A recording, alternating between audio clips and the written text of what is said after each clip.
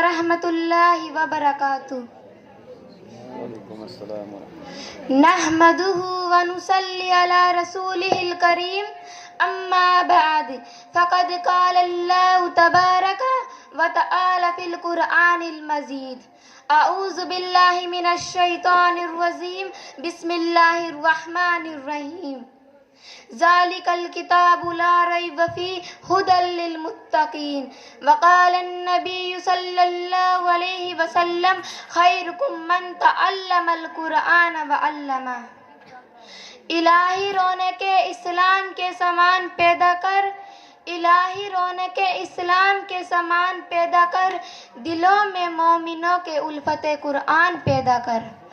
صدر محترم، اسٹیج پر رونق افروز بزرگانی دین اور حاضرین جلسہ، آج کی اس محفل اور آج کے اس مبارک اجلاس میں میرا موضوع سخن دنیا کی سب سے پاکیزہ اور مقدس کتاب قرآن پاک ہے۔ ہمیں چڑھتے سورج کی طرح یقین ہے کہ اس کا ایک ایک حرف سچا اور صادق ہے۔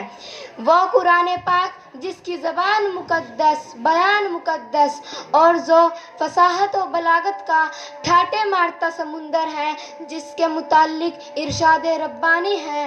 قرآن وہ کتاب ہے جس کے صادق اور برحق ہونے میں کوئی شک و شبہ نہیں، جس کے بارے میں محسن انسانیت حضور پاک صلی اللہ علیہ وسلم نے ارشاد فرمایا، تم میں سب سے بہتر وہ شخص ہے جو قرآن کو سیکھے اور سکھائے۔ دعا کیجئے کہ خداوند قدوس ہم سب کو قرآن پاک کی دولت سے مالا مال فرمائے، آمین۔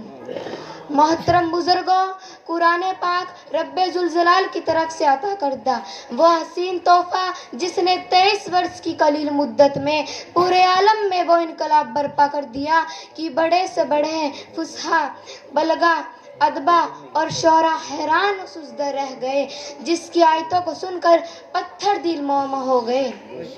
دوستو، یہی وہ قرآن ہے جو رہتی دنیا تک کے انسانوں کے لیے سراپا ہدایت و رحمت ہے۔ یہی وہ قرآن ہے جس نے رسول کی رسالت کا اعزاز بخشا۔ یہی وہ قرآن ہے جس نے مردہ دلوں کو تازگی بخشی۔ ہاں، یہی وہ قرآن ہے جس کی برکت سے جنات و شیاطین کا آسمانوں پر جانا بند ہوا۔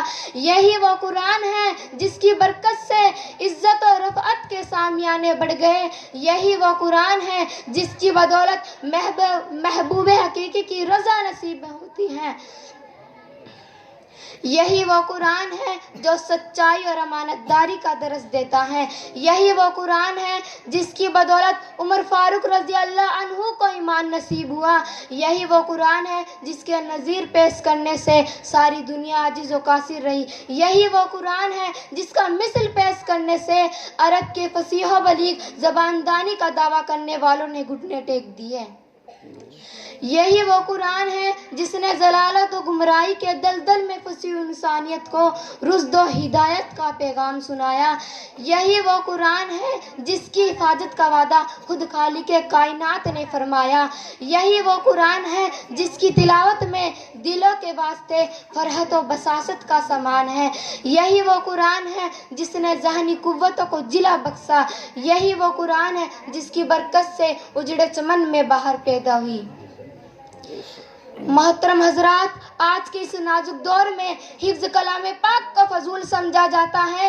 کہا جاتا ہے کہ اس کا رٹنا اور بے سمجھے پڑھنا بے سود ہے۔ افسوس صد افسوس، اس قرآن پاک کے بارے میں ہمارا یہ خیال ہے کہ جس کے بارے میں شہنشاہ وطا جناب محمد الرسول اللہ صلی اللہ علیہ وسلم نے ارشاد فرمایا، اقرا ورتقی ورتل کما کنت ترتل فی الدنیا فإن منزلک عند آخر آیت تقرأها۔ قیامت کے دن حافظ قرآن سے کہا جائے گا، قرآن پڑھتا جا اور جنت کے درجوں پر چڑھتا جا، اور ٹھہر ٹھہر کر پڑھ جیسا کہ تو دنیا میں ٹھہر ٹھہر کر پڑھا کرتا تھا۔ بس تیرا مقام اور ٹھکانہ وہی ہے جہاں آخری آیت پر پہنچے۔ یاد رکھو یہ قرآن دنیا کی سب سے بڑی نعمت ہے. زمین و آسمان، چاند، سورج، ستارے، کوئی اس نعمت کا مقابلہ نہیں کر سکتا. یہ قرآن رب کائنات کا مقدس اور عظیم کلام ہے، اور کیوں نہ ہو، جبکہ اس کا اتارنے والا امین، جس کے ذریعے اتارا گیا وہ بھی امین، جس ذات پر نازل ہوا وہ بھی امین، جس مقام پر نازل ہوا وہ بھی امین، جس مہینے میں نازل ہوا وہ تمام مہینوں سے افضل، اور جس رات میں نازل ہوا وہ 1000 مہینوں سے بہتر ہے. اللہ کا یہ مقدس اور پاکیزہ کلام تمام کلاموں سے افضل اور برتر ہے. حدیث پاک میں آتا ہے فضل کلام اللہ علی شاعر الکلام کفضل اللہ علی خلقی. اللہ کے کلاموں کو سب کلاموں پر ایسی ہی فضیلت ہے جیسی کہ خود حق تعالی شانہ کو تمام مخلوق پر. اللہ کا دلالا اور خدا کا پیارا نبی ارشاد فرماتا ہے جس نے قرآن پڑھا اور اس پر عمل کیا اس کے والدین کو کل قیامت کے دن سورج سے بھی زیادہ روشن تاج پہنایا جائے گا. غور کرنے کا مقام ہے کہ جب والدین کو اس گراں قدر انعام سے نوازا جائے گا تو خود پڑھنے والے کے مقام اور مرتبہ کا کیا عالم ہوگا. حضرات، قیامت کا میدان ہوگا اور ایسے 10 آدمی ہوں گے جن کے لیے جہنم واجب ہو چکی ہوگی. حافظ قرآن اب کی رب کی بارگاہ میں سفارش کرے گا. پروردگار عالم اس کی سفارش کو قبول کرے گا اور ان کو اس حافظ قرآن کی برکت سے نجات عطا ہوگی. مسلمانوں، قرآن کریم وہ عظیم برکت و سعادت ہے جو روح خدا بندی ہے، معدن حیات اور سر چشمائے زندگی ہے. وہ عرب قوم جو پشت پشت سے مردہ چلی آ رہی تھی، دنیا جس کو ذلیل اور حقیر جانتی تھی، کوئی ان کو زہلائے عرب کا خطاب دیتا تھا، کوئی ان کو جاہلین مکہ کہتا تھا. لیکن جب قرآن آیا تو جن کا نام زہلائے عرب تھا صحابہ کرام ہو گیا. جن کو نفرت سے یاد کیا جاتا تھا ان کو رضی اللہ عنہم و رضوا عنہ کا اعزاز ملا. جس زمانے کا نام جاہلیت تھا اس کا نام خیر القرون ہو گیا. وہ مردہ قوم جو کروٹ نہیں لے سکتی تھی طاقت و قوت سے ایسی لیس ہو گئی کہ جس نے کیسر و کسریٰ کا غرور خاک میں ملا دیا، بڑی بڑی سلطنتوں اور حکومتوں کا تختہ الٹ دیا. محترم دوستو، قرآن آیا تو زمان و مکان میں زندگی آئی. قرآن آیا تو عدل و مساوات کا پیغام آیا. قرآن آیا تو مردہ قوم زندہ ہوئی. قرآن آیا تو مذہب اسلام پھیلا. قرآن آیا تو کیسر و کسریٰ کا غرور خاک میں ملا. قرآن آیا تو بادل کے لہراتے ہوئے جھنڈے ٹوٹ پڑے. قرآن آیا تو کفر و شرک دم توڑ گیا.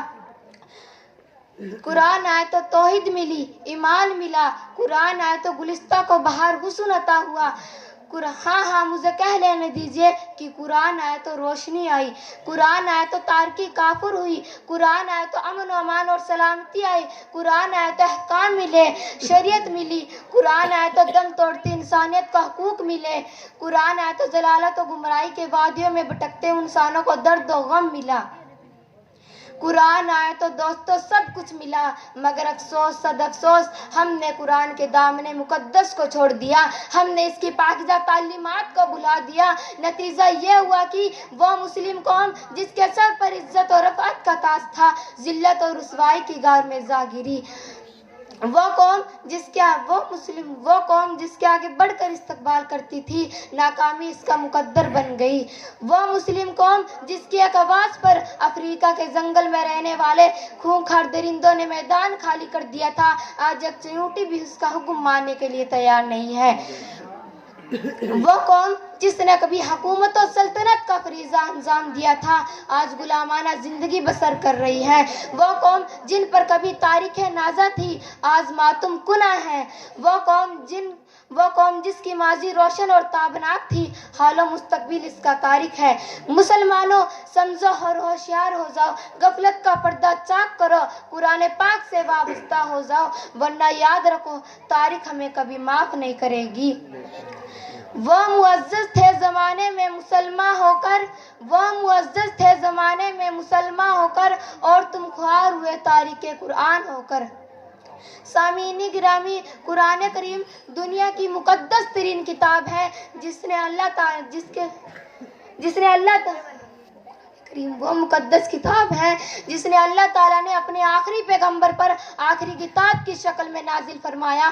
قرآن کریم سے پہلے دنیا کی جو حالت تھی وہ ناقابل بیان ہے، لیکن یہ قرآن پاک کا ہی معجزہ تھا کہ جس کے آتے ہی دنیا میں انقلاب آ گیا، کفر و شرک کے اندھیرے چھٹنے لگے، ظلم و ستم کی آگ بجھنے لگی۔ حضرات، قرآن کیا ہے؟ قرآن ایک دستور حیات ہے، زندگی سنوارنے کا سامان ہے، ہدایت کا نور ہے، حق کا منشور ہے۔ قرآن کیا گیا؟ عالم ایک انقلاب رونما ہو گیا۔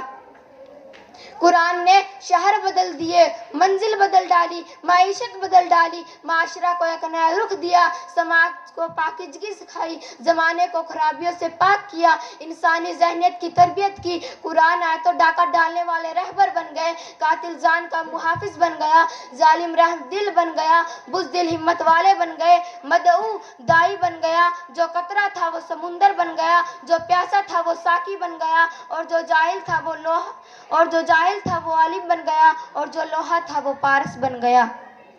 حضرات گرامی، قرآن وہ مقدس کتاب ہے جس کی عظمت و برکت کا اندازہ نہیں لگایا جا سکتا۔ یہ قرآن ہی کی برکت ہے جس نے حضرت ابو بکر کو صدیق اکبر بنا دیا، حضرت عمر کو فاروق اعظم بنا دیا، حضرت عثمان غنی کو ذی النورین بنا دیا، حضرت علی کو مرتضیٰ اور حیدر کرار بنا دیا، صحابہ کرام کو رضی اللہ عنہم و رضوا عنہ کا بے مثل مخاطب بنا دیا۔ خلاصہ یہ ہے کہ جو قوم بھی قرآن سے جڑی ہے وہ قوم مقدس ہو گئی ہے، جو لوگ بھی قرآن پر چلے ہیں وہ لوگوں کی نگاہ میں پسندیدہ بن گئے ہیں۔ قرآن سے رحل جڑا تو لوگوں کا پیارا ہو گیا، قرآن سے کوئی کپڑا جڑ کر جزدان بنا تو اس کی عزت بڑھ گئی۔ اس لیے تو حضور صلی اللہ علیہ وسلم نے ارشاد فرمایا، ان اللہ یرفع بہذا الکتاب اقوام ویضع بہ آخرین، یعنی اللہ تعالیٰ اس کتاب کے ذریعے بعض قوموں کو بلندی عطا فرماتے ہیں اور بہت سو کو ذلیل و رسوا کر دیتے ہیں۔ محترم حضرات، ہمارا ایمان ہے کہ دنیا میں قرآن مجید جیسی نہ کوئی کتاب ہے اور نہ کوئی اس کا مقابلہ کر سکتا ہے۔ قرآن کی ایک سورت تو کیا کوئی ایک آیت بھی بنا کر نہیں لا سکتا۔ قرآن کا یہ چیلنج کل بھی تھا، آج بھی ہے اور تا قیامت باقی رہے گا۔ جس طرح عرب کے زبان داں قرآن کی فصاحت و بلاغت کے سامنے گھٹنے ٹیک دیے ہیں، قیامت تک ہر کوئی قرآن کے سامنے عاجز و بے بس ہوتا رہے گا۔ مگر بڑے افسوس کی بات ہے، ہم مسلمانوں نے قرآن کے ساتھ جو ظلم کیا ہے وہ دنیا کی کسی کتاب کے ساتھ نہیں کیا گیا ہوگا۔ وہ قرآن جو دل و مومن کے لیے نور بن کر آیا تھا، جو قبر کا چراغ تھا، جو کتاب ہدایت تھی، ہم نے اس پر چلنے کے بجائے فقط احصال ثواب اور مردوں کی بخشش کی کتاب بنا دیا۔ زندگی میں اتارنے کے بجائے بیٹیوں کی رخصتی کے وقت سر پہ سایہ کرنے کی کتاب بنا دیا، جبکہ یہ زندوں کی کتاب تھی، یہ ہدایت کی کتاب تھی، یہ دستور حیات تھی۔ لہٰذا میرے بھائیوں، اس کی عظمت کو پہچانو، اس کی قیمت کو سمجھو اور خالی چومنے کے بجائے دل و نگاہ میں بساؤ، تب کہیں بات بنے گی۔ بہت آسان ہے سودا تمہارے واسطے انظر، بہت آسان ہے سودا تمہارے واسطے انظر، جو تیری زندگی قرآن پر قربان ہو جائے۔ وما علینا الا البلاغ۔